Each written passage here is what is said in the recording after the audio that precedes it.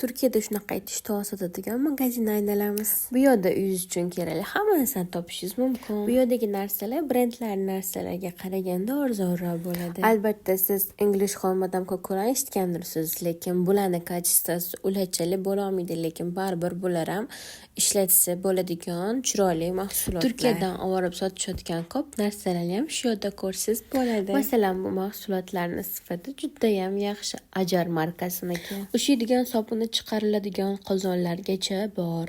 Patnislar, qozonlar, hamma narsa topsangiz bo'ladi. Pirog uchun qoliplar, baklava qoliplari, patnislari, tovalar, nima xohlasangiz topsangiz bo'ladi. Turkiyada insonlar juda ham ko'p qozon tova ishlatishadi. Kastrulli qozonlar, chelik deyshadi ularga. Granit qozon tovalar, teflon tavalari, qozonlari, u ham juda zo'r, yonmaydi, yopishmaydi. Albatta hamma uyda pastcha bo'ladigan dudukli qozonlari va chugun qozonlar. Turkiyada yana bir eng ko'p bo'ladigan narsalardan biri bu chashkalar, piyolalar desak bo'ladimi? Bilasizlar, turetskiy piyola boshqacha bo'ladi chashkalari.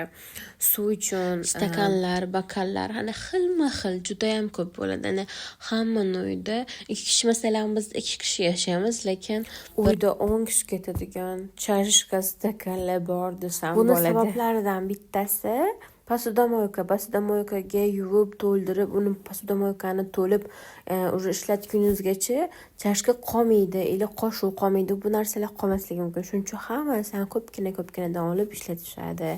U boshqasi yuvilayotganda zapasda tursin, olib ishlatishun deb qilinadi. Lekin shunaqa taxta mahsulotlari ham juda ko'p assortiment bor. Bu podachaga ham rosa chiroyli narsalar bor. Uyingizni organizatsiya qilish uchun ham nima xohlasangiz topsangiz bo'ladi bunaqa magazinlardan. Sizda ham bo'ladimi? Shu magazinga kirsam, shunaqa idish-tovoq, doim yangicha narsalar olgis keladimi uyga? Yo faqat mana shunaqa kasalligim bor. Lekin bu safar hech nima olmadim bu yerdan. Menimcha hamma ayollar ham shunaqa bo'lsa kerak. Uy uchun doim shunaqa yangi chiroyli idish-tovoqlar, narsalar olib ishlatgisi kelsa kerak hammani ham. Sizlarning fikrlaringiz men uchun juda ham qiziq. Kommentariyada yozib ketinglar. Meni profilimda yana nimalarni ko'rishni xohlardinglar? Sizlar uchun Turkiyadagi nimalar qiziq? Ularni ham albatta post qilib chiqaraman.